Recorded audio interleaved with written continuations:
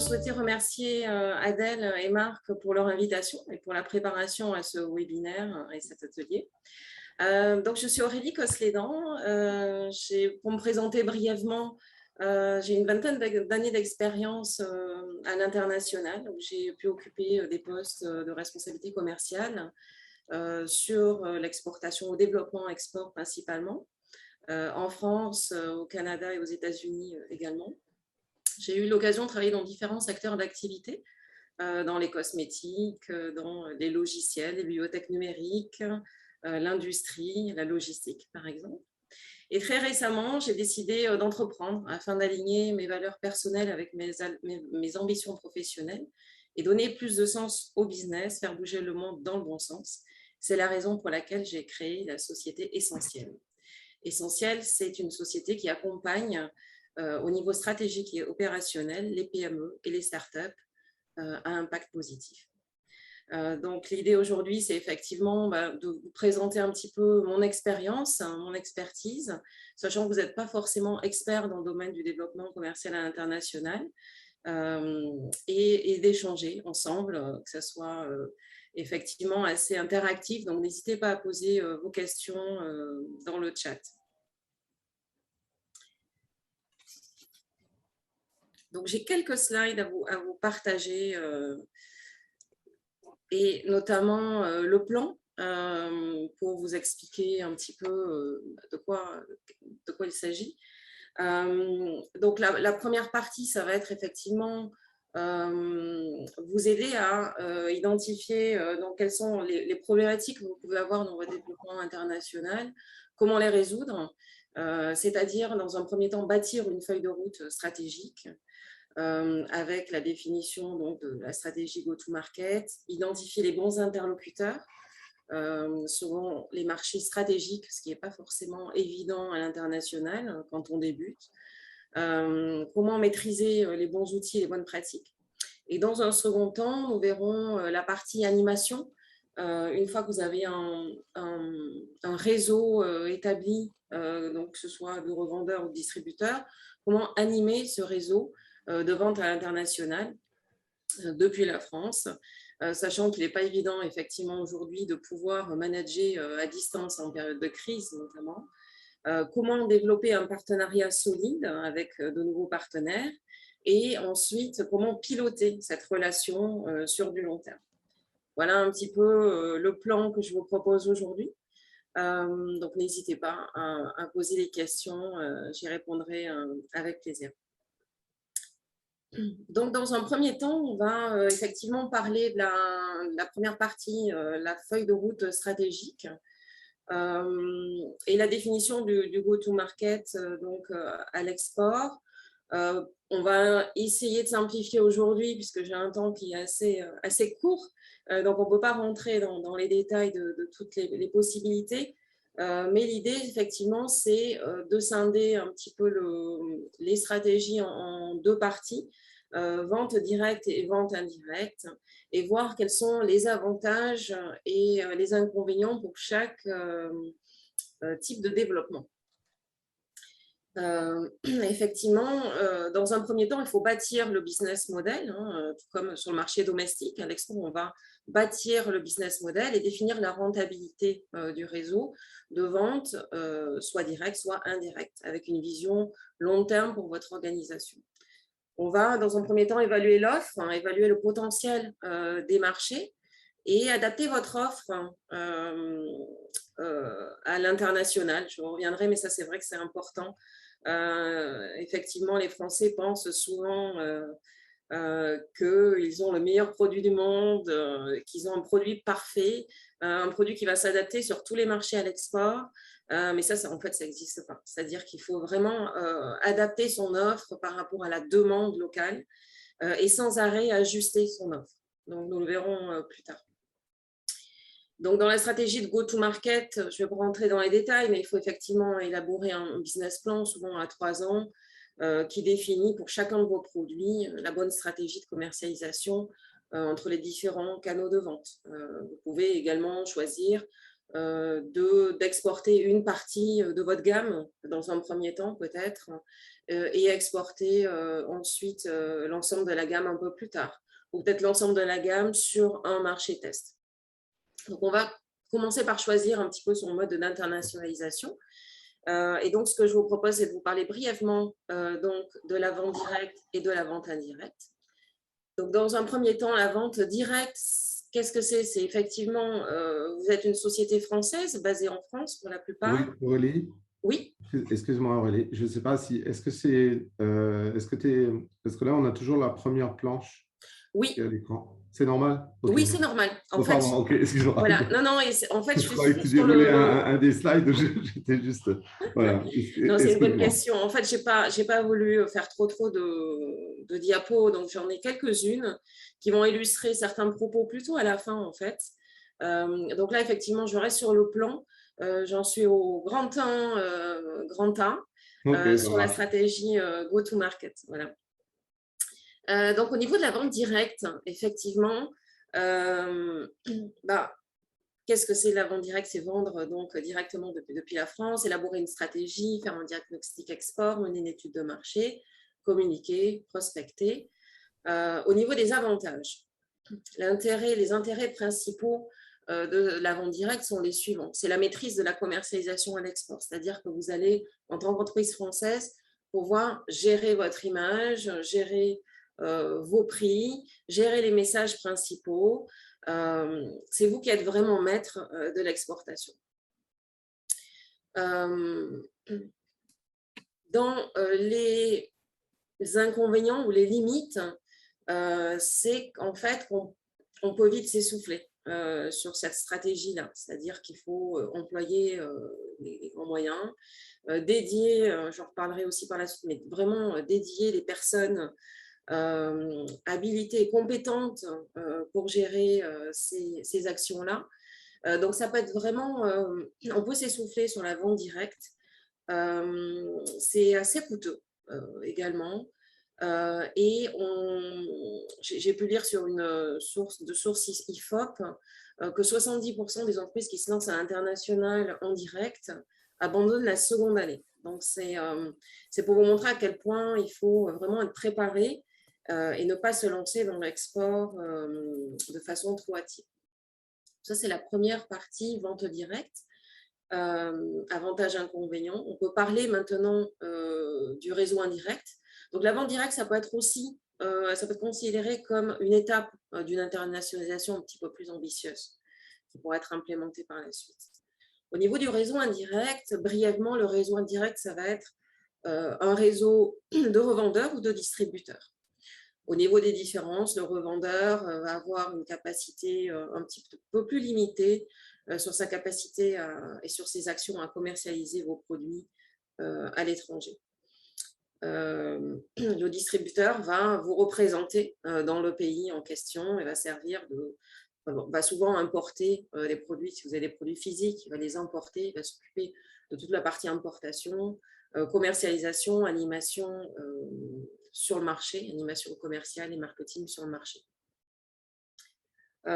Généralement, vous avez un distributeur par pays, mais vous pouvez avoir plusieurs revendeurs par pays. Ça, on pourra le voir effectivement un peu plus tard. L'idée, généralement, c'est d'avoir un distributeur par pays, sinon ça complique les choses.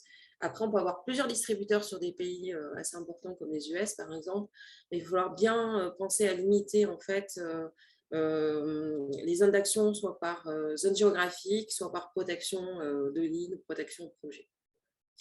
Donc, au niveau de la vente indirecte, revendeur, distributeur, au niveau des avantages, je dirais que c'est assez simple en fait. C'est une stratégie qui est la moins risquée, la plus rapide et la moins chère pour vous déployer à l'international. Pourquoi? Parce qu'il n'y a pas d'investissement financier au départ du fabricant, si ce n'est le temps investi qu'il faut dédier. Ça, c'est vrai que c'est très important, comme je disais, de prendre le temps pour accompagner vos partenaires à l'international. Mais effectivement, c'est une stratégie qui est peut-être plus facile et plus rapide pour vendre vos produits. J'ai travaillé avec une société qui avait décidé effectivement de vendre par réseau indirect et qui avaient hésité entre le réseau direct et le réseau indirect.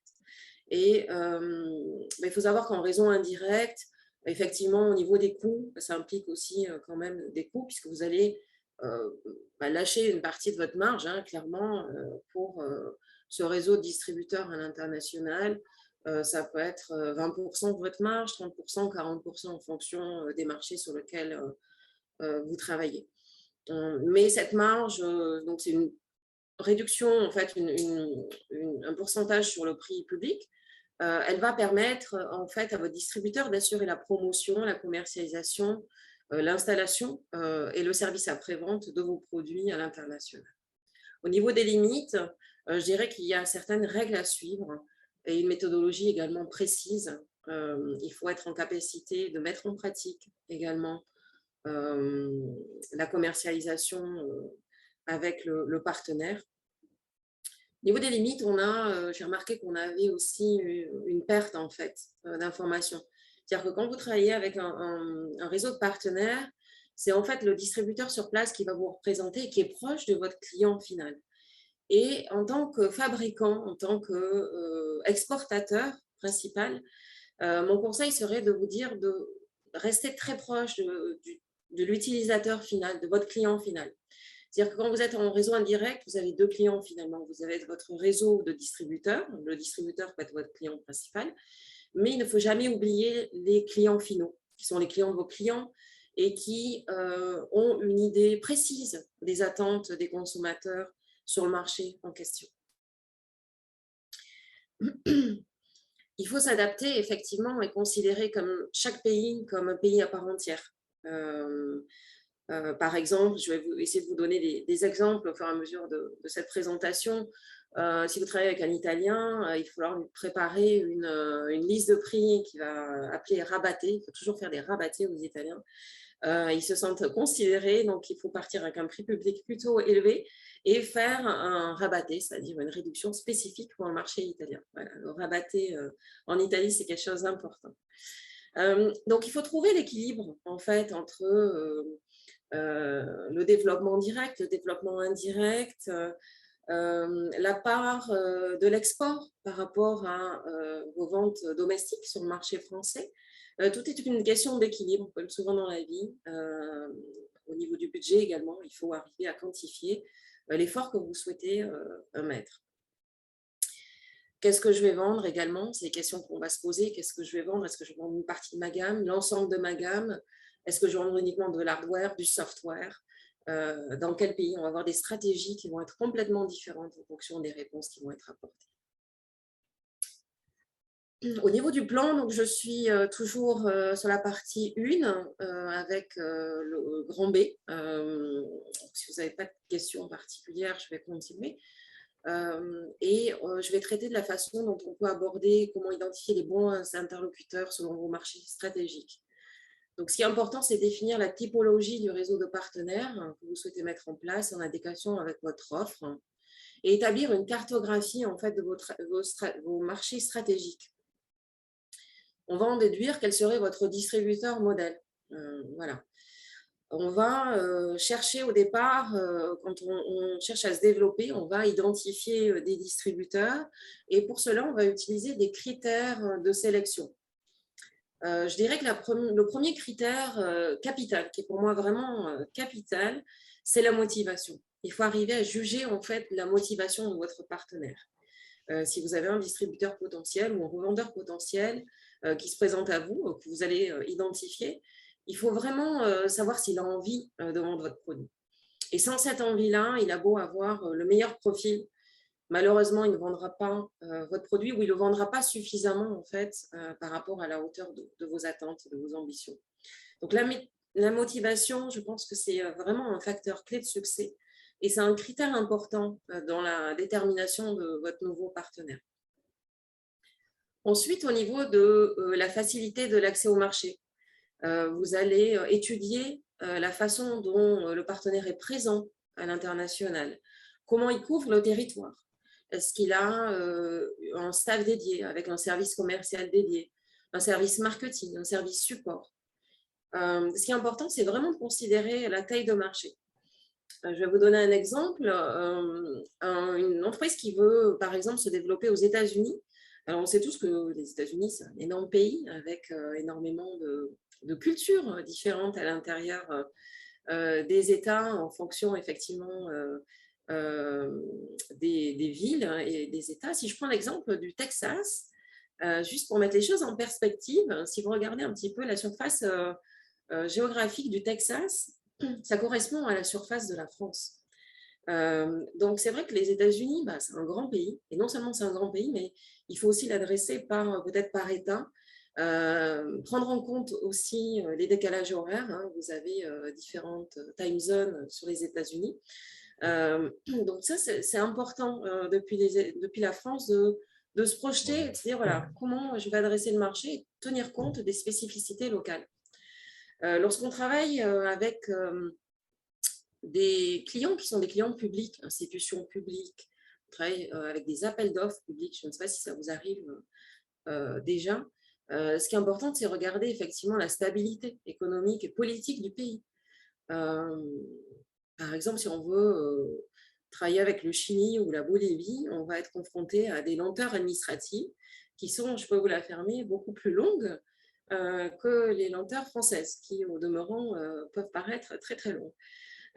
Donc, on va vraiment s'adapter. Voilà. On va essayer de voir si le distributeur potentiel ou le revendeur potentiel a une expérience et une connaissance du marché. Est-ce qu'il connaît la concurrence?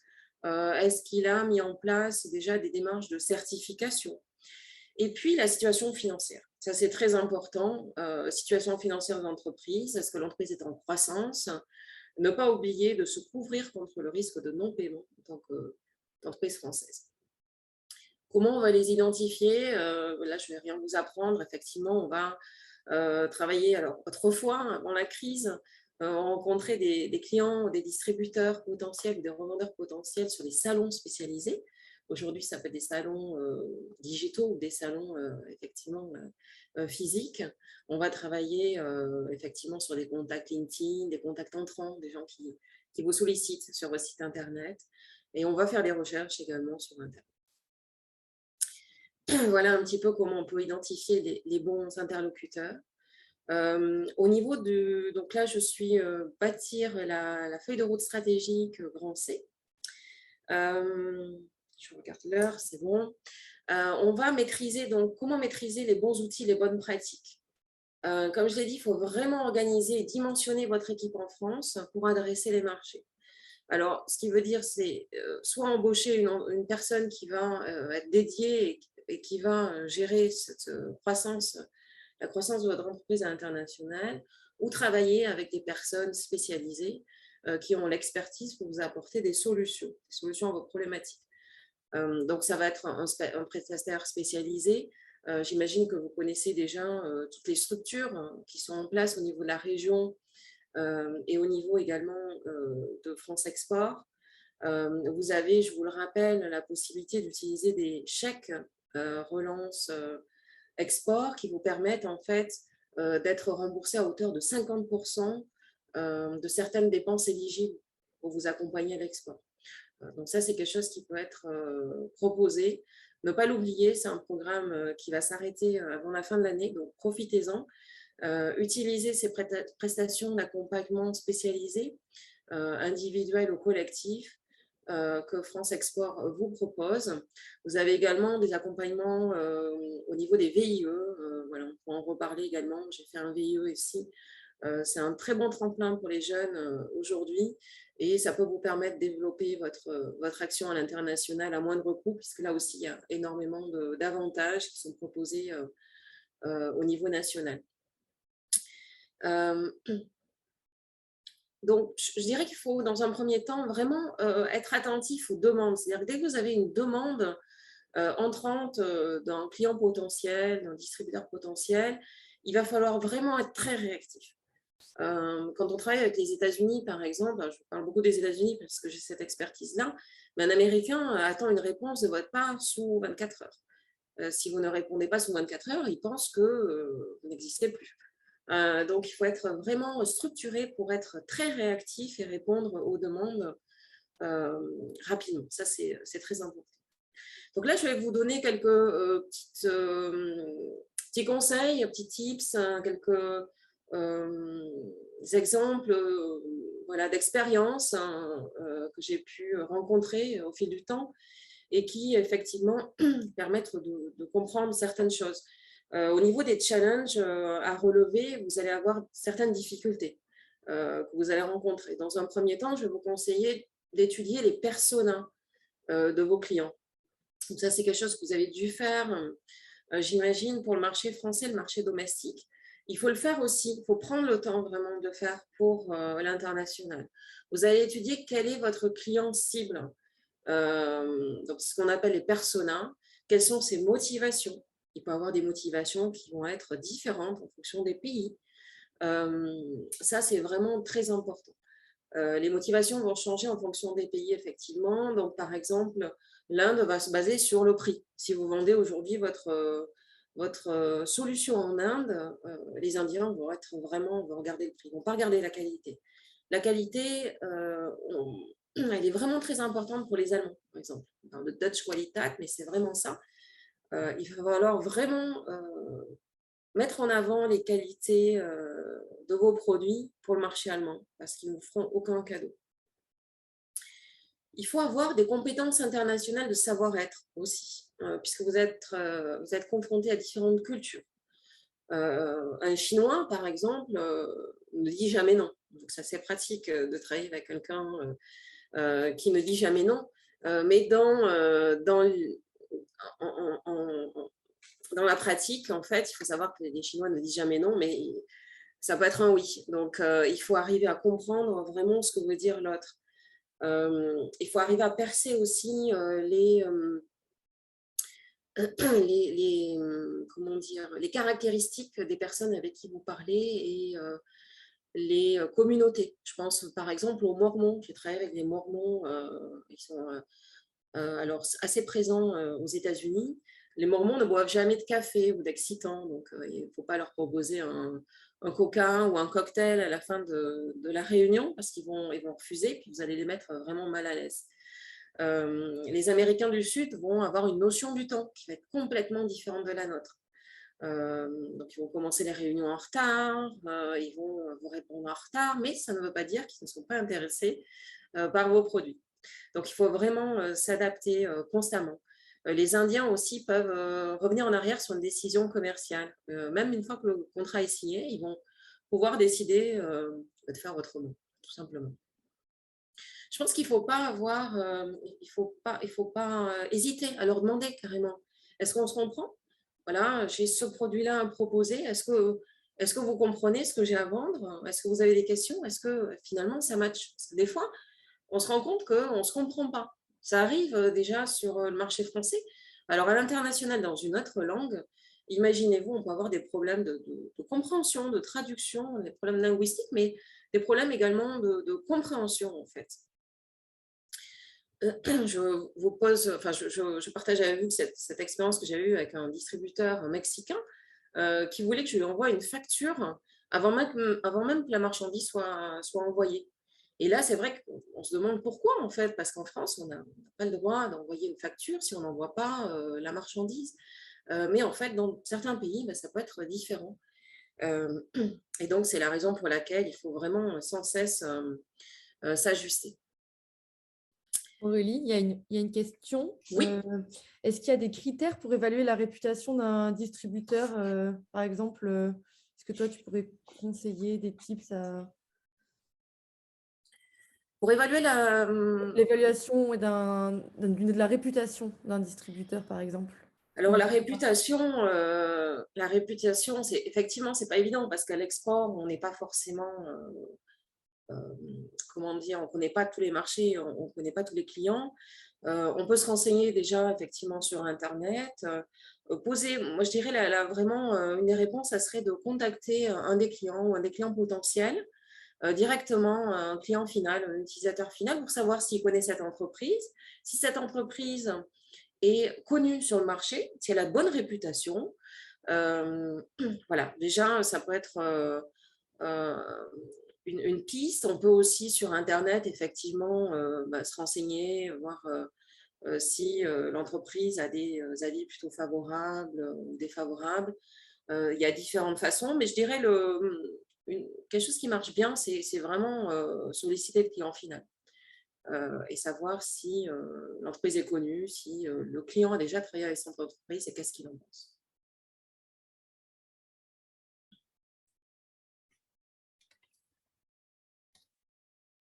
Ouais, dans la continuité, Aurélie, juste tu disais tout à l'heure comment on accède aux infos de santé financière d'un distributeur, par exemple, parce que tu disais il faudrait vérifier ce point-là. Est-ce que c'est des actions avec lesquelles ils sont rompus à donner ces informations-là à quelqu'un qui les sollicite, ou est-ce que faut contourner et aller chercher ça ailleurs sur des bases de données? Alors, effectivement, c'est une bonne question. Ça dépend des pays. Ça dépend si l'entreprise est cotée ou non en bourse aussi, par exemple. Une façon très simple d'avoir des indications sur la bonne santé financière de l'entreprise, c'est de faire une enquête COFAS. Voilà. Peut-être que vous travaillez déjà avec la COFAS ou DNB, Dun & Bradstreet, qui permet effectivement d'évaluer le risque de non-paiement des clients. Ça, c'est effectivement quelque chose d'important et qui permet de savoir si l'entreprise est viable, si elle paie correctement ses fournisseurs ou ses clients. Ça, c'est quelque chose de très fiable qu'on peut faire facilement, qui ne coûte pas très cher.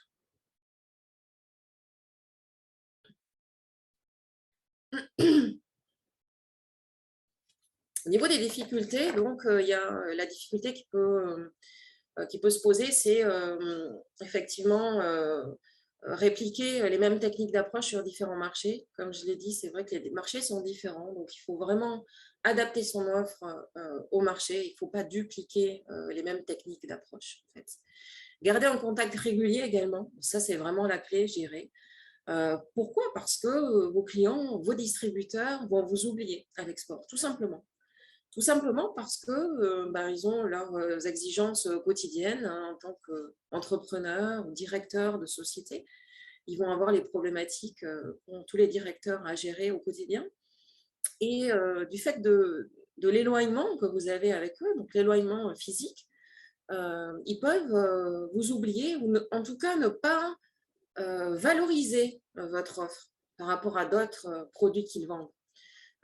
S'ils en vendent. Et donc ça peut être un problème. D'où l'importance de garder vraiment une relation régulière avec les distributeurs, donc par visioconférence, effectivement, mais ne pas oublier aussi dès que c'est possible, d'aller rencontrer les gens, effectivement.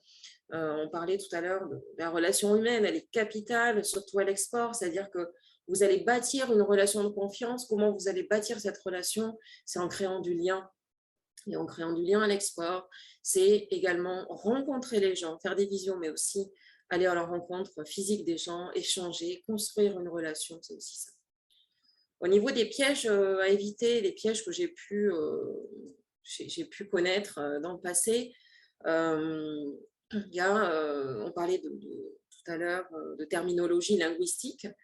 On peut avoir des différences de terminologie, c'est-à-dire que quand on parle nous, de prix public, pour les Américains, c'est le list price. Alors, vous allez entendre parler de list price dans tous les cas. Si vous travaillez avec un grossiste, c'est-à-dire un VAR ou un distributeur à forte valeur ajoutée, le distributeur va avoir un pourcentage de réduction sur ce list price. Et le distributeur peut avoir plusieurs resellers, mais il y a théoriquement, comme j'ai dit tout à l'heure, qu'un seul distributeur par pays. Le FOB américain est différent de notre ex-works. Je ne sais pas si vous êtes familier avec les incoterms. Ce sont des termes qui régulent la part de responsabilité entre le vendeur, c'est-à-dire vous à l'export, et l'acheteur, que ce soit votre distributeur ou votre client. Et donc, il y a une série d'incoterms à connaître. Lorsque vous vendez ex-works en France, ça veut dire que c'est votre distributeur qui va importer les marchandises pour votre compte et c'est lui qui se charge du transport. Sauf que lui, il va appeler ça un FOB.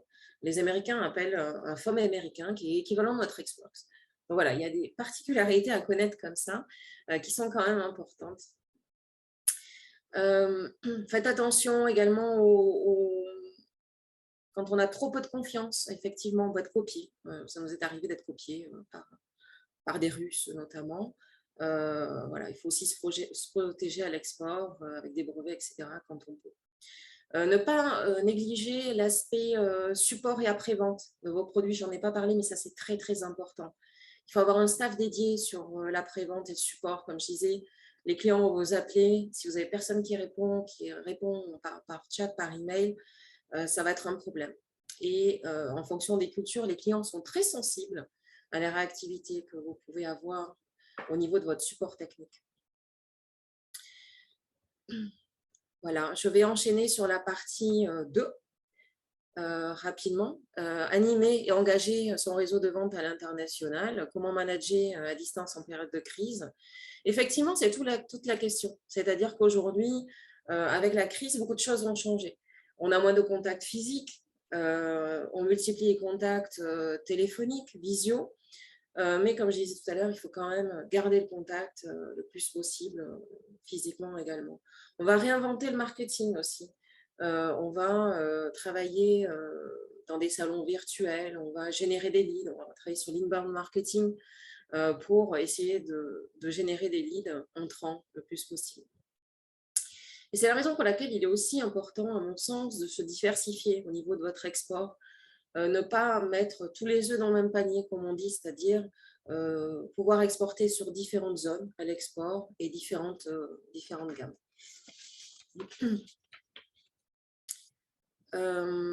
Donc, dans cette seconde partie, on va voir comment on va pouvoir, je dirais, mettre la pression sur votre agent, vos distributeurs, mais ce n'est pas vraiment justement la pression, c'est une relation, il faut leur trouver une relation de confiance et dans tous les cas, essayez de voir comment vous pouvez établir un partenariat à long terme, puisque je pense que c'est le sujet ici.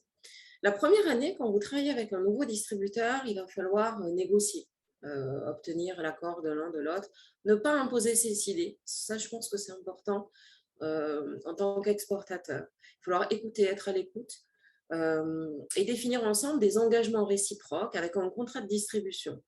Vous avez des juristes qui peuvent vous aider là-dessus. Ça, c'est quelque chose de très important aussi. Prendre le temps d'établir un contrat entre vous et votre revendeur ou votre distributeur. Il va falloir accompagner le distributeur, lui fournir un kit, ce que j'appelle un kit, c'est-à-dire l'ensemble des outils qui vont lui permettre de vendre votre solution à l'international. Ça va être des choses toutes bêtes, mais un site internet en anglais. Si vous voulez exporter, il faut déjà avoir un site internet en anglais pour que les clients puissent aller sur votre site. Ça va être des brochures en anglais, etc., etc. Au niveau du marketing, c'est vrai qu'il faut avoir une stratégie web à l'international définie. Il faut communiquer le plus possible, trouver des sponsors aussi, peut-être, trouver des prescripteurs, donc des associations dans votre pays qui vont peut-être pouvoir aussi vous aider à vous développer à l'international. Il faut identifier des early buyers, ce qu'on appelle des premiers clients, qui vont pouvoir tester un petit peu votre produit sur le marché. Et puis, vous allez vous en servir comme référence clé. Ça, c'est très important aussi d'utiliser des clients comme référence clé. Et ensuite, réutiliser ces références-là dans des case studies sur Internet. Donc, je vais vous proposer rapidement de partager une petite matrice. Hein, c'est une matrice à titre d'exemple que j'ai réalisée qui va vous permettre de classifier vos distributeurs. Une fois que vous avez donc une liste de distributeurs dans différents pays, la loi de Pareto va s'appliquer, hein, comme partout. Vous allez avoir sûrement, au bout de quelques temps, 2-3 ans, vous allez avoir 20% de vos distributeurs qui vont générer 80% de votre chiffre d'affaires. Donc, ces distributeurs-là, ça va être des distributeurs partenaires, ce que je vais appeler des partenaires gold. Il va falloir les traiter différemment des autres distributeurs. Pour vous aider, vous allez pouvoir peut-être utiliser une matrice comme celle que je présente ici aujourd'hui. Vous avez d'un côté, en fait, le potentiel versus la couverture marché. Et donc, vous allez classifier vos distributeurs en fonction de l'intérêt du marché et de la couverture de ce distributeur-là. Et clairement, si vous avez déniché donc un distributeur qui a une force commerciale forte sur un potentiel de marché fort, comme ici les États-Unis à titre d'exemple.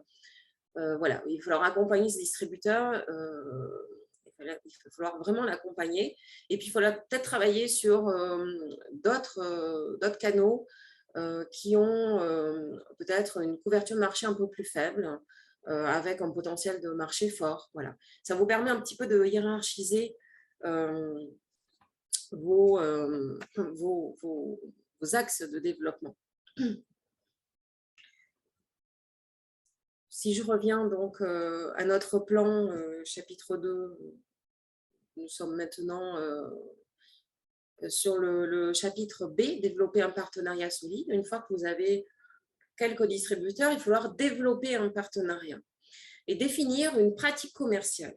Une pratique commerciale, ça va être en fait la possibilité que vous allez avoir avec vos distributeurs ou revendeurs de définir qu'est-ce que vous attendez d'eux. Ça, c'est très, très important. Donc là, j'ai pris aussi un exemple de politique commerciale qui va être bien sûr adaptée en fonction de votre marché, de vos solutions, mais on va classer par catégorie, donc ici, sales marketing, technical, after sales ou communication partnership. On va évaluer ce que vous attendez d'eux. Donc, par exemple, le premier critère ici va être le fait de pouvoir accéder, de pouvoir atteindre les objectifs annuels de vente. Voilà. Et donc, on va appliquer un pourcentage d'évaluation. Est-ce que au bout de la première année, de la seconde année, votre distributeur, votre revendeur atteint 80% d'objectifs, 100% d'objectifs, peut-être 120% d'objectifs? Et donc, on va mesurer chaque année ces critères-là. On va, par exemple, le juger sur sa participation à un training commercial. Il faut effectivement former les équipes de vos distributeurs, de vos revendeurs, former les équipes commerciales.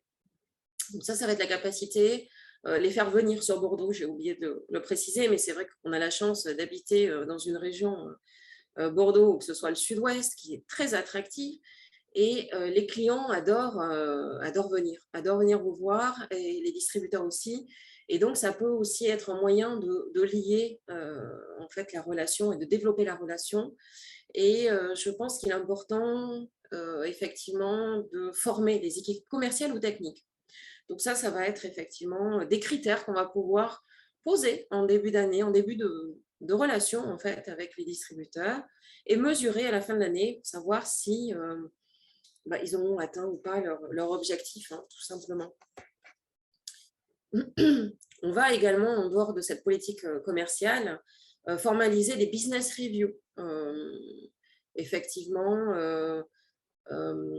à fréquence régulière, alors en fonction de la taille du marché, effectivement, hein, vous allez peut-être faire des business reviews tous les mois avec les plus gros partenaires, puis d'autres des quarterly business reviews. Mais c'est un moment où on va effectivement partager les projets en cours, faire le point sur voilà, les opportunités commerciales, les clients clés, les informations du marché également, les formations de la concurrente, le chiffre d'affaires réalisé depuis le début de l'année, les difficultés rencontrées également sur le marché en question. Donc ça, c'est quelque chose qui va être fait de façon régulière avec le distributeur.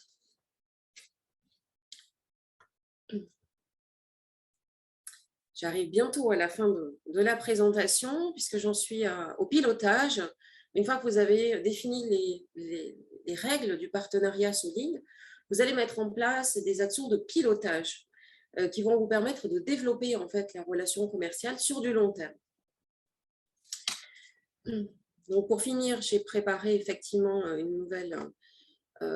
nouveau tableau que je présente ici avec vous. Alors je sais que ce n'est pas très, très lisible, mais je vais vous expliquer dans le principe. Je voulais vous montrer qu'une vraie fiche d'évaluation, elle comprend différents paramètres et différentes critères d'évaluation. Donc ça, c'est la fiche d'évaluation qui peut être faite tous les ans, tous les 2 ans. L'idée, c'est de prendre un peu de recul avec vos distributeurs, vos revendeurs, et de se dire, voilà, aujourd'hui, j'ai un distributeur en Espagne, j'en suis relativement satisfaite, mais de façon objective, comment je peux l'évaluer? Et là, on va mettre en place un scorecard, c'est-à-dire une fiche d'évaluation en français, qui va permettre de façon objective de juger et de noter votre partenaire.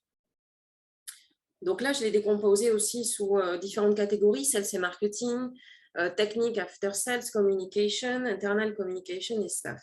Et pour chaque catégorie, on va lister des descriptions et on va tout simplement noter en fait le distributeur et on va lui attribuer une couleur. La couleur rouge, c'est en fait, c'est pas bon du tout. Ça veut dire que votre distributeur, votre vendeur, il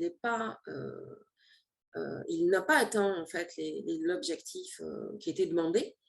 On va avoir ensuite la couleur orange et la couleur verte si le distributeur a rempli les objectifs. Donc voilà, c'est un outil qui peut vous permettre d'avoir une évaluation objective de votre partenaire. Et je pense que c'est un outil qui peut être vraiment intéressant en termes de pilotage pour promouvoir et récompenser les pratiques commerciales de votre distributeur. À la fin de chaque année aussi, ce qu'on propose, c'est de faire un SWOT. Vous devez connaître le SWOT et d'en déduire en fait à la fin de chaque année 3 priorités principales. Voilà ce qui s'est passé. Qu'est-ce que je peux mettre en place avec toi, avec vous, l'année prochaine, sur 2 ans, sur 3 ans, pour développer les ventes à l'export. Je pense que c'est important de mettre en place un suivi qualité, effectivement, aussi, avec votre partenaire pour savoir ce qu'il pense en fait de votre relation. Voilà, j'arrive à la fin de la présentation. Au niveau de la conclusion, je dirais que c'est important, effectivement, même capital, de se faire aider par des personnes compétentes, de dédier du temps à vos nouveaux partenaires, de développer une relation de confiance, savoir discuter des bonnes et des mauvaises nouvelles, c'est aussi important, et animer donc le réseau en déployant des outils de mesure de la performance, comme on a pu voir. Et la société donc essentielle propose son expertise et des outils opérationnels pour vous aider à structurer et développer rapidement un réseau de vente indirect, performant et rentable pour votre entreprise. Donc, je suis à votre écoute si vous avez des questions, que ce soit tout de suite via le chat ou par la suite plus tard. Je vous remercie pour votre attention et je vous souhaite de passer une bonne journée. Il y a justement une dernière question, peut-être pour clôturer cette première partie. Quels avantages et inconvénients y a-t-il en accordant ou pas l'exclusivité à un ou plusieurs distributeurs? En accordant pardon? L'exclusivité, pardon, à un ou plusieurs l'exclusivité. Je n'en ai pas parlé parce que c'est vrai que c'est un thème... C'est un thème important, effectivement. Alors, l'exclusivité, on peut en parler pendant 1 heure. Contractuellement, c'est très dur de mettre en place une exclusivité. C'est contre le droit européen. Donc, en fait, vous avez généralement une exclusivité de fait qui s'applique, mais c'est quelque chose que vous n'allez pas pouvoir formaliser par un contrat. On pourra en rediscuter. Je vous conseille aussi de faire appel à des juristes parce qu'effectivement, c'est très, très important l'exclusivité. Moi, ce que je vous conseille, c'est de travailler avec un partenaire solide avec lequel vous avez confiance et de développer de fait une exclusivité avec lui. Voilà. Mais attention au terme exclusivité qui peut être contre-productif aujourd'hui. OK. Merci beaucoup. On passe. Merci Aurélie. Donc, pour résumer, je me permets de faire juste dire à tous nos entrepreneurs que, comme vous pouvez bien l'imaginer, cette aventure de choisir un distributeur, c'est une aventure, ça se prépare. Et il ne faut pas simplement voir la discussion informelle qui a eu lieu au moment où vous avez capté l'attention de ce distributeur. Il faut vraiment commencer à vous préparer à mettre en place toute une relation contractuelle et une relation d'accompagnement et du management et du pilotage, etc. C'est ça le sens aujourd'hui de cette intervention. Et c'est vraiment quelque chose qui se construit dès à présent pour être dans les meilleures positions. Et comme l'a dit Aurélie, il faut vous faire accompagner par les meilleures compétences en interne ou en externe selon vos choix. Alors là, on va faire une transition avec une autre façon d'approcher le marché international. Là, on était sur la partie peut-être un peu plus indirecte. On va aller sur la partie directe avec Yves Cornu de la société Facility.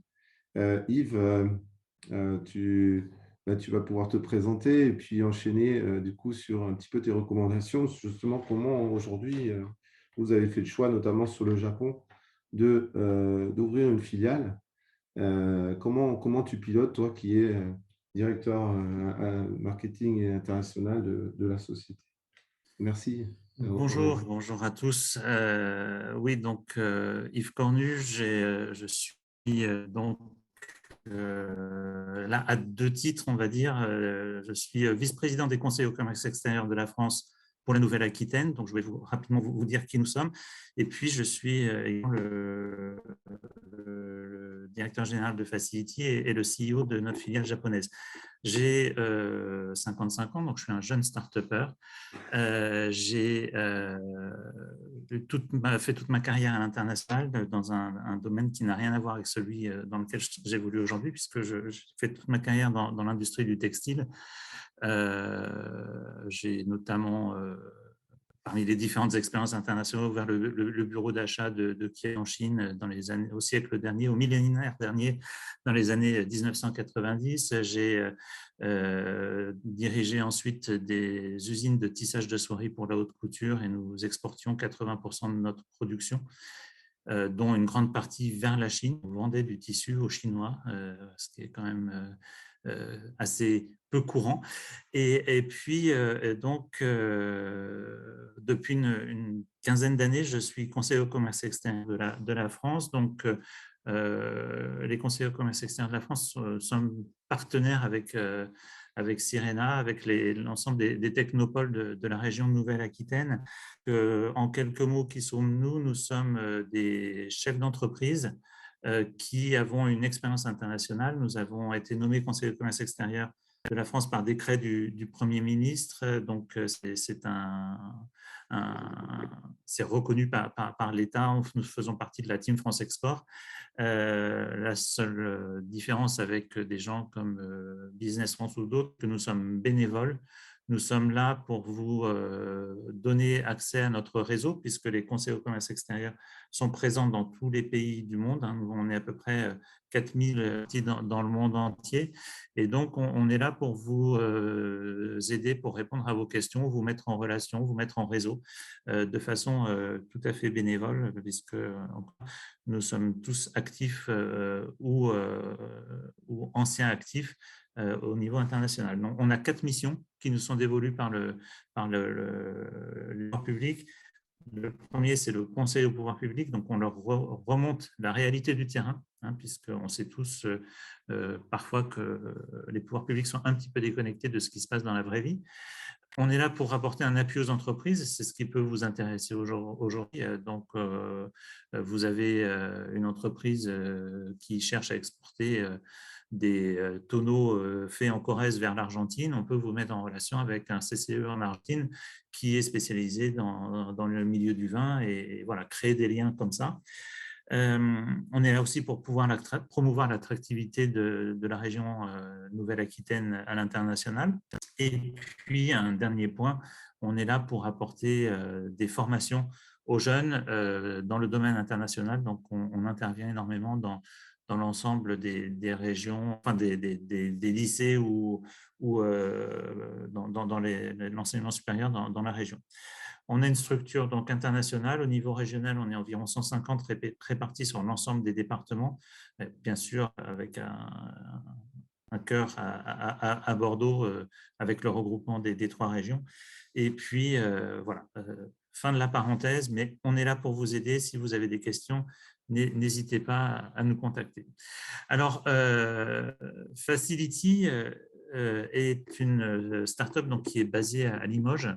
On a créé la start-up en 2018, mais elle remonte un peu plus de temps que cela. Donc, le fondateur s'appelle Frédéric Sudreau. Il était dirigeant d'une entreprise de communication basée à Limoges qui avait la particularité d'être basée autour de certaines valeurs.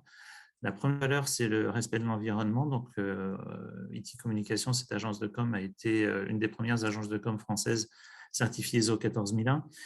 Donc, notre siège social, où je ne suis pas aujourd'hui, est un bâtiment en bois, entièrement déconstructible, neutre en émissions de carbone. On a une deuxième valeur qui est, enfin, l'agence de com a une deuxième valeur importante, c'est le respect. Donc, elle avait intégré dans l'équipe depuis très longtemps des personnes en situation de handicap, mais aussi des gens qui sortent de prison, qui sont en réinsertion, mais aussi des jeunes qui viennent de quartiers difficiles. On est membre de la charte entreprise et quartier. Et la troisième valeur est l'innovation. Chaque membre de l'équipe dispose depuis de nombreuses années d'un temps qui peut aller jusqu'à une demi-journée par semaine pour travailler sur des projets personnels qui lui permettent de s'épanouir. Ce temps est payé par l'entreprise, mais le sujet est vraiment libre. Et c'est comme ça qu'un jour, un jeune stagiaire nous a dit, ben, moi je suis sûr qu'on pourrait rendre plus inclusif pour des personnes qui ont des besoins différents. Des personnes qui pourraient être atteintes de handicap, des personnes qui pourraient être atteintes de maladie ou des personnes qui seraient touchées par des difficultés liées à l'âge. Et donc, on lui a dit, bah, écoute, vas-y. Alors, moi, c'est à cette époque que j'ai rejoint Frédéric dans l'aventure. On a dit à ce jeune, écoute, vas-y, montre-nous ce que tu peux faire. Et il a commencé à travailler avec un ensemble d'associations référentes pour écouter les besoins de ces gens, quelles étaient leurs difficultés pour accéder au web, des problèmes de vision, des problèmes de motricité de la main, des problèmes cognitifs. Et à chaque fois qu'on identifiait un besoin, on créait un méthode qu'on faisait tester aux adhérents de ces associations. Et puis, on avait des retours qui étaient parfois binaires, hein, c'est nul ou c'est génial, mais en tout cas, ça nous a permis de construire de façon totalement empirique des adaptations qui allaient aider ces gens. Et quand on a mis tout ça ensemble, on a eu un produit qui était donc destiné à adapter la façon dont le web apparaît sur l'écran d'un internaute, de façon adaptée selon ses besoins spécifiques. Et donc, on a lancé ce produit de façon, sous forme de proof of concept en 2017. Et puis, devant l'écho positif que l'on a eu, l'effet waouh, on a décidé de faire un spin-off en janvier 2018, de créer l'entreprise Facility. Donc, lancement de l'entreprise en janvier 2018, très vite une réponse positive du marché, des banques, des assurances, des sites de e-commerce décident de s'équiper de notre solution pour rendre leurs outils plus accessibles aux personnes qui en ont besoin. Et puis, quelques mois plus tard, je suis contacté par le GETRO. Donc, il se trouve que je connaissais le bureau du GETRO via mes fonctions de conseiller au commerce extérieur. Et le GETRO, donc c'est le Japan External Trade Organization, donc l'équivalent de Business France quelque part pour le Japon. Ils ont un bureau à Paris et ils m'appellent en me disant, écoutez, on a vu ce que vous faites en ligne. Nous, ça vient de notre veille technologique, ça a un intérêt pour nous parce qu'au Japon, on a un problème très spécifique, un problème sociétal qui est le vieillissement de la population. On sait tous que le Japon a une des populations les plus âgées au monde, mais ce qu'on sait un peu moins, c'est que du fait qu'il n'y a pas d'immigration, qu'il y a un taux de natalité extrêmement faible, la population globale du Japon est en train de diminuer de façon assez impressionnante. Ils vont perdre plusieurs dizaines de millions d'habitants d'ici 2050, ce qui fait que physiquement, dans les administrations, ils n'ont plus personne à mettre derrière les guichets. Quand vous arrivez à l'accueil d'une grande entreprise au Japon, vous vous trouvez confronté à un mur d'écran, des téléphones et débrouillez-vous. Donc, il n'y a plus personne, par exemple, à l'accueil. Et pour les personnes âgées, c'est un vrai souci puisque la plupart des démarches doivent dorénavant se faire en ligne, mais ils ne savaient pas comment les aider. Donc, on est allé au Japon présenter notre solution et l'effet waouh qu'on avait eu en France, on l'a eu au Japon également. Alors, quand on connaît les Japonais, ce n'est pas toujours fréquent de les voir s'enthousiasmer comme ça, mais en tout cas, on a eu un vrai intérêt. Et ce qui fait que, alors, je valide tout ce qu'a dit Aurélie précédemment, mais là, on a été opportuniste. On a été opportuniste, on a vu qu'il y avait un vrai intérêt sur ce marché et ce n'était pas du tout prévu dans notre business plan de l'année 1 de construction d'une start-up, mais on a décidé d'ouvrir une filiale à Tokyo en joint venture avec un partenaire japonais.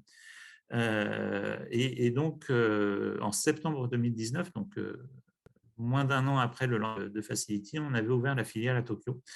Alors, ouvrir une filiale à l'étranger quand on est une start-up, c'est une vraie aventure. Et au Japon, c'est c'est complètement dément. Il faut être complètement inconscient pour le faire. Le Japon c'est pas le pays le premier auquel on pense dans le développement international d'une entreprise, parce que en termes de culture, c'est totalement différent. En termes d'échange, le nombre de Japonais qui parlent anglais suffisamment compréhensible reste infime, et il faut être conscient de ça. Même dans la jeune génération, c'est très très compliqué, et même s'ils parlent japonais, ils n'osent pas le parler, et donc c'est assez complexe.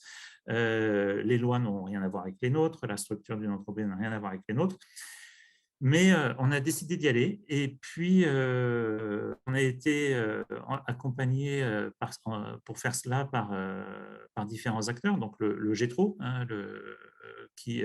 dont la mission est quand même d'attirer des entreprises vers le Japon. On a été aidé par la région Nouvelle-Aquitaine. Il faut quand même souligner qu'on est une des régions qui apporte en France le plus grand nombre d'aides à l'internationalisation. Il ne faut pas l'oublier, et il faut les remercier pour cela. On a été aidé par Serena Startup dans différents programmes ensuite d'échange avec la ville de Fukuoka. Mais ce qui était important pour nous dès le départ, c'était de trouver un partenaire japonais. On veut réussir vraiment au Japon, et nous, on avait prévu de travailler essentiellement avec des acteurs publics. Il fallait une société japonaise dans l'image, japonaise dans les interlocuteurs, japonaise dans la façon de travailler. Donc, on a recruté une équipe locale. On a une équipe de femmes basées à Tokyo qui sont absolument extraordinaires, parce que je saute un petit peu dans le temps, mais quelques mois après la création de l'entreprise, le Japon s'est quand même complètement fermé du fait de la pandémie. Et donc, moi, en tant que CEO, ça fait plus d'2 ans que je n'ai pas pu mettre les pieds dans mon entreprise au Japon. Donc, il fallait avoir une équipe suffisamment structurée et rapidement pour pouvoir continuer à survivre dans ce contexte. Donc, la première étape pour créer une entreprise au Japon, c'est de trouver un avocat local qui va vous accompagner dans l'ensemble des démarches, parce que par vous-même, c'est totalement infaisable et incompréhensible. Donc, on a trouvé, sur recommandation du G3, un cabinet à Tokyo avec un avocat du barreau de Paris qui est inscrit au barreau de Tokyo également, et donc qui est français et qui nous a accompagnés dans toutes ces démarches. Alors, concrètement, administrativement, une fois que vous avez le bon interlocuteur, les démarches ne sont pas compliquées. Ça va même assez vite d'ouvrir une entreprise au Japon. D'un point de vue administratif, le plus compliqué, et c'est là qu'on entre dans les aspects culturels, c'est d'obtenir son sceau, puisque au Japon, un document doit obligatoirement être validé par un sceau, donc un truc qu'on met dans l'encre et qu'on appose sur un papier, comme autrefois. Vous ne pouvez pas signer un document au Japon par signature électronique. Donc, l'obtention du sceau, c'est assez long, ça prend plusieurs semaines, voire de mémoire presque 2 mois. À partir de ce moment-là, vous allez pouvoir ouvrir un compte en banque, ce qui est quand même indispensable quand on crée une entreprise à l'étranger. Et donc, en fait, entre le moment où l'entreprise est créée, donc ce qui est assez rapide, et le moment où il faut bien compter 6 mois au total. Ce qui veut dire qu'il faut déjà quand même avoir les ressources pour tenir tout ce temps. Parce que certes, vous allez pouvoir commencer à faire de la prospection, mais si vous signez un contrat, vous ne pourrez pas, parce que vous n'avez pas votre sceau, vous n'avez pas votre compte en banque, vous n'avez pas tous les documents nécessaires. Donc, une fois que tous ces écueils sont passés, il faut se réinventer, parce que la façon de communiquer dans un pays comme le Japon n'a bien sûr rien à voir avec ce que l'on fait en France. Donc, ça veut dire réinventer son site web, ça veut dire réinventer son image, réinventer ses signatures, réinventer toutes ses plaquettes, puisque allez par curiosité visiter un site web japonais, n'importe lequel, vous verrez que vous allez vous dire, mais qu'est-ce que c'est que ce truc? Il y a des images dans tous les sens, des trucs qui clignotent, qui s'affichent, qui s'allument. Alors même sur les sites les plus sérieux au monde, vous allez avoir des images de manga qui vont apparaître. Et vous vous dites, mais enfin, ils ne vont rien comprendre à ce que je fais. Et il faut donc tout réinventer et refaire. Donc, on a heureusement donc une équipe locale pour ça. Ça ne sert à rien de missionner votre équipe de communication en France pour le faire parce qu'ils sont à côté de la plaque forcément. De même, dans les traductions de vos documents, il faut vraiment que tout soit relu par des Japonais. On a des traductions en France, mais ça ne suffit pas parce que le japonais est une langue qui est tellement subtile qu'il faut vraiment avoir la vision culturelle locale parce qu'on peut très très vite froisser les gens et le côté savoir-être dont parlait Aurélie tout à l'heure revêt ici toute son importance parce que dans les échanges avec des Japonais, la première réunion où vous allez dans une entreprise, alors vous êtes une start-up basée à Limoges qui avait à l'époque peut-être 10 employés, vous arrivez au siège de Dentsu ou de DNP qui à Tokyo, ça représente 6 ou 7 tours dans un quartier d'affaires avec des dizaines de milliers de personnes. Vous vous sentez quelque part d'égal à égal. Dès le début, il n'y a pas de souci. Vous êtes mis en confiance parce que vous allez arriver dans une salle de réunion où face à vous, vous allez avoir 20 personnes. Vous ne savez pas qui ils sont, vous ne savez pas ce qu'ils font. Il n'y en a pas un qui parle anglais. Et donc, voilà, il faut vraiment avoir une approche culturelle du rendez-vous dans un pays comme ça avant d'y aller parce que voilà, tout est codifié en fait. La façon dont les gens vont être assis autour de la table, la façon dont ils vont être positionnés vis-à-vis de la porte, la façon dont voilà, tout est codifié. Il faut apprendre à connaître et à maîtriser ces codes. Rester calme, voilà. Avec Frédéric, on a des caractères très différents. Frédéric a plus tendance à s'emporter, donc il a fallu que voilà, on va prendre notre temps, on va y aller calmement. Et donc, il faut savoir voilà, se mettre au niveau de votre interlocuteur et donc être conscient qu'à la sortie d'une réunion, vous n'aurez aucune idée de ce qui s'est dit, aucune idée du next step, parce que c'est pas comme ça que ça se passe là-bas. Et donc, par rapport à des Américains, où vous allez ressortir, où vous allez être les meilleurs amis du monde ou pas, mais vous saurez à peu près à quoi vous en tenir. Là, au Japon, c'est pas du tout le cas. Donc, il faut intégrer dans la création de son entreprise cette dimension culturelle, cette dimension de temps qui est très différent. Signer un contrat au Japon, ça prend des mois, ça peut prendre des années. Enfin, c'est pas parce que pendant plusieurs mois, vous n'allez pas avoir de retour d'un Japonais qui vous a oublié ou qu'il ne s'est rien passé en face. Alors, le côté la dimension de la pandémie a en plus compliqué ça, c'est que enfin, faites une visio avec des Japonais, c'est vraiment enfin, après 2 ans, ils ne savent toujours pas faire une visio. Hier matin encore, j'en ai fait une à 5 heures du matin, donc vous êtes content de vous être levé avec l'université de Tokyo, enfin, plein de gens en face sur un projet que l'on a avec eux depuis plusieurs mois, mais il y a des blancs de 10 minutes parce qu'ils ne savent pas qui doit prendre la parole, parce qu'ils ne sont pas positionnés autour de leur table. Donc, j'avais invité mon CTO à la réunion, il était content de cette pour entendre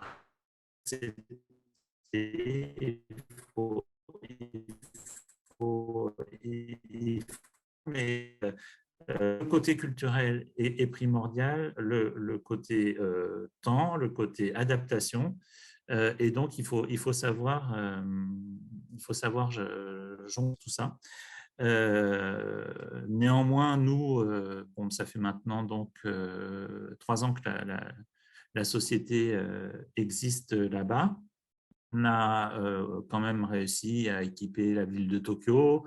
la ville de Kyoto, la ville de Yokohama, la ville de Fukuoka, de notre solution donc, pour adapter leur site web aux personnes qui en ont besoin. On a travaillé avec le ministère qui a organisé les Jeux Olympiques 2020 ou 2021. On a quand même de très beaux résultats, mais voilà, tout est compliqué, il faut prendre ça en compte, mais c'est passionnant et c'est cette complication et cette diversité culturelle qui rend cette aventure passionnante. Et donc aujourd'hui, on remet cela puisqu'on va ouvrir une filiale aux États-Unis. Et puis on est en train de se développer dans pas mal de pays d'Europe par un réseau de franchises, puisque la proximité géographique et culturelle fait que c'est beaucoup plus simple à gérer quand vous êtes dans le même créneau horaire approximatif, un réseau de franchise, que quand vous êtes à l'autre bout du monde où il faut vraiment avoir des équipes sur place. Enfin, c'est notre approche en tout cas. Voilà, je suis prêt à répondre à toutes vos questions avec plaisir. Moi, j'en ai une. Merci Yves. Et c'est une belle aventure. Justement, Yves, moi, ce que j'ai toujours appréhendé, c'était de comment j'arrive à piloter des gens à distance, quoi. C'est pas facile. Là, tu as évidemment des problématiques, des contraintes, notamment sur les time zones. Mais du coup, est-ce que tu as mis des pratiques, tu as des pratiques managériales en place, des rituels de suivi, comment tu pilotes cette partie-là? Alors, avant la pandémie, je passais une semaine au Japon toutes les 5 semaines, on va dire, pour vraiment apprendre à manager. J'avais déjà travaillé avec le Japon auparavant, mais je n'avais jamais managé d'équipe japonaise. J'ai fait d'énormes impairs au début. Très sincèrement, mais de façon tout à fait involontaire, attention au ton dans les mails, parce que ce qui semble pour vous mais complètement anodin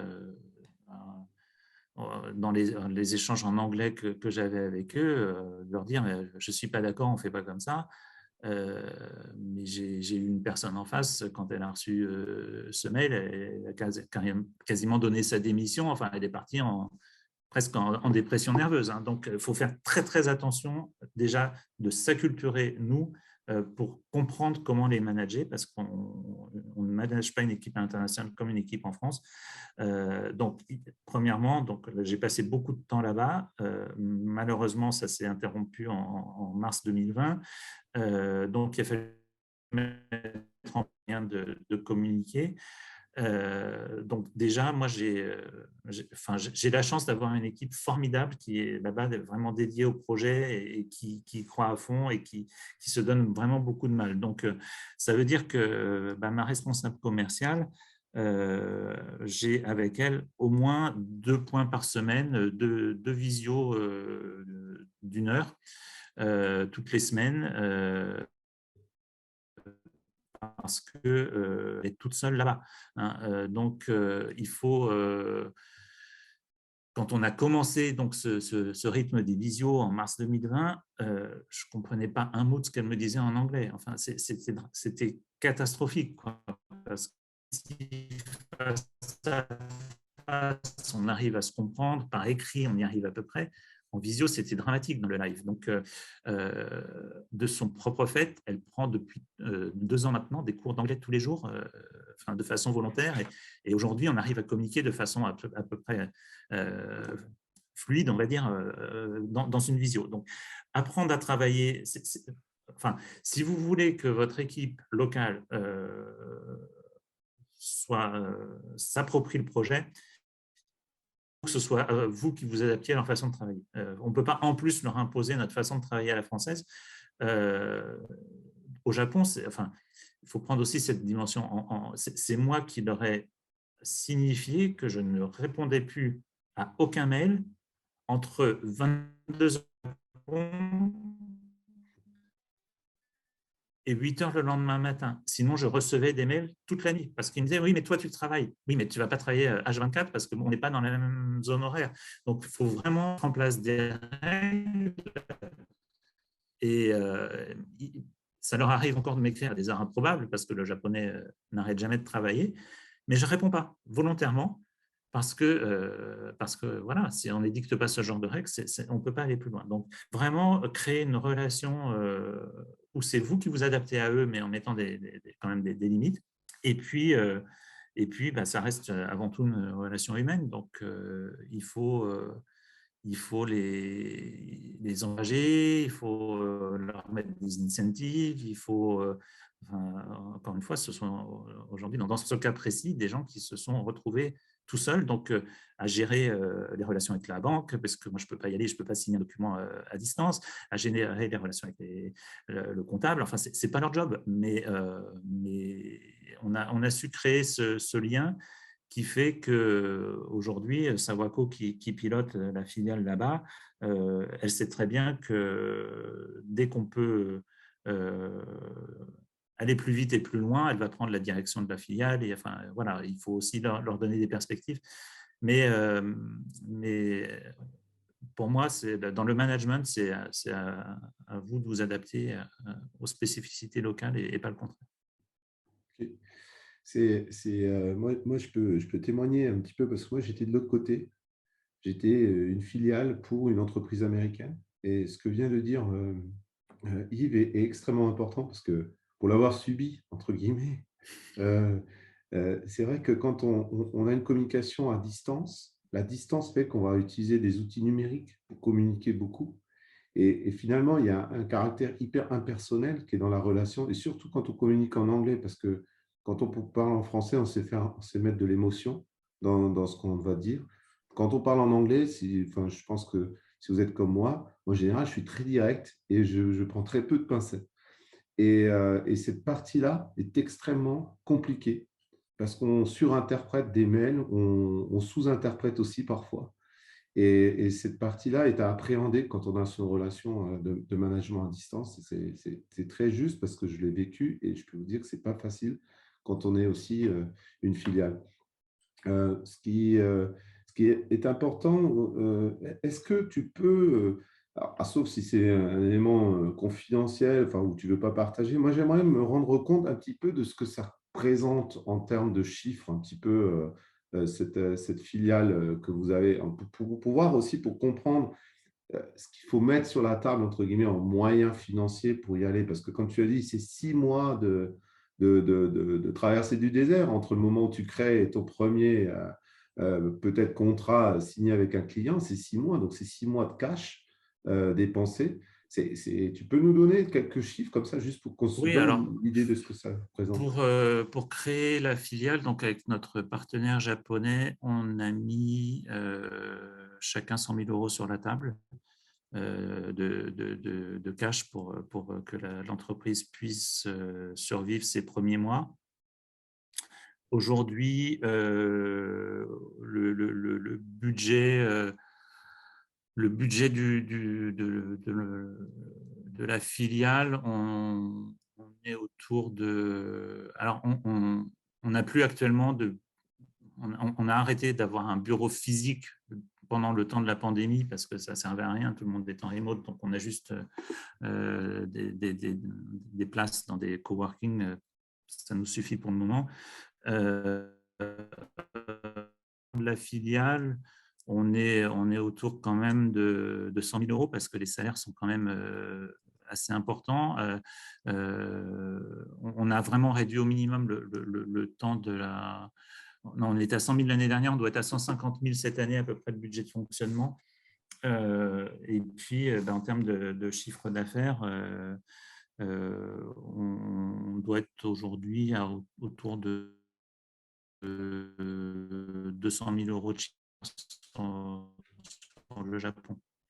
Donc, c'est énormément de choses qui ont été mises en place, ce qui fait que là, on sent vraiment un effet d'entraînement parce que les gens sont très fidèles.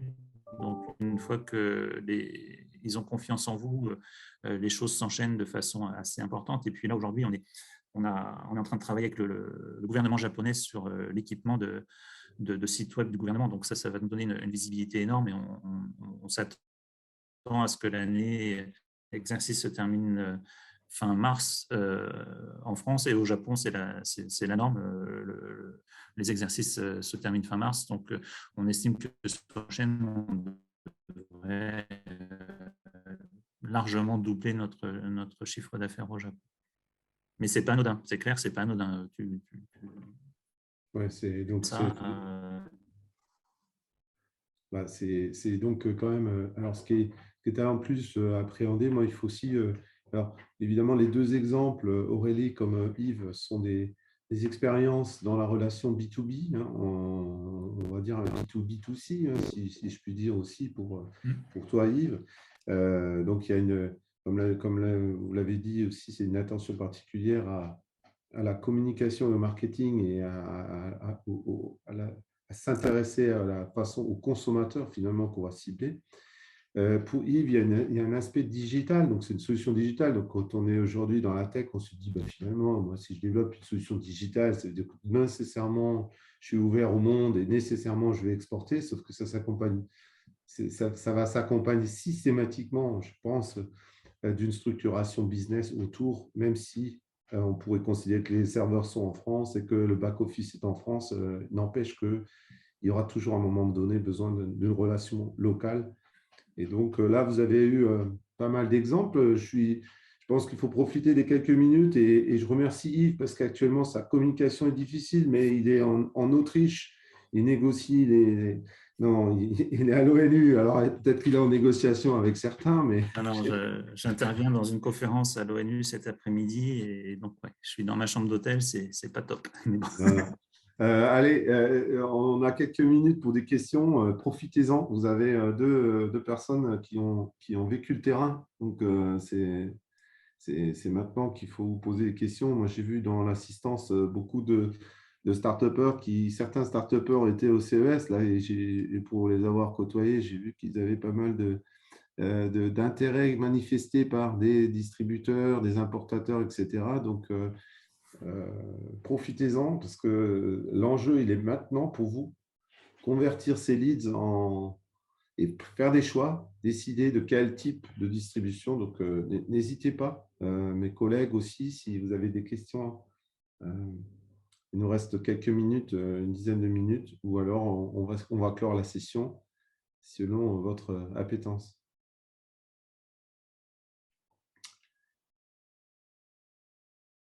Mais on n'a pas beaucoup de questions. Tout le monde est là. Écoutez, sachez, et encore une fois, un grand merci à Yves et à Aurélie. Et je vais laisser un grand merci aussi à Adèle, qui est ma partenaire et ma collaboratrice, qui fait beaucoup de travail sous-marin pour organiser ces sessions. Et je suis encore ravi d'avoir 28 connexions simultanées pendant notre session. Donc, Adèle, si tu veux clôturer et annoncer la suite dans nos agendas pour les quelques semaines à venir et mois à venir. Merci. Ouais. Merci beaucoup Aurélie et Yves. Petit rappel important, juste on organise une mission au Canada, d'ailleurs à laquelle Facility avait participé en 2019, en avril prochain, donc du 1er au 10 avril. On aimerait clôturer les inscriptions à la fin de semaine. Donc, de toute façon, on va vous envoyer un mail à la fin, à l'issue du webinaire, avec toutes les infos. C'est une mission multithématique donc, qui va durer une dizaine de jours sur les villes de Shawinigan, Québec et Montréal. Je vous envoie là dans le chat les infos et le formulaire d'inscription. N'hésitez pas à contacter Marc ou moi si vous avez des questions, à nous appeler. Voilà, donc vraiment fin de semaine, ça serait l'idéal. Et également, le workshop sur le même format que celui-ci, qui aura lieu donc le mois prochain sur les douanes, le mercredi. Je vois que Sandrine, tu es là, peut-être que tu as la date exacte. Je crois que c'est le mercredi 20… Le 16 mars, Adèle. Le 16 mars à 9h30 sur les formalités des douanes à l'export. Donc voilà, la communication vous sera envoyée aussi là-dessus pour vous inscrire.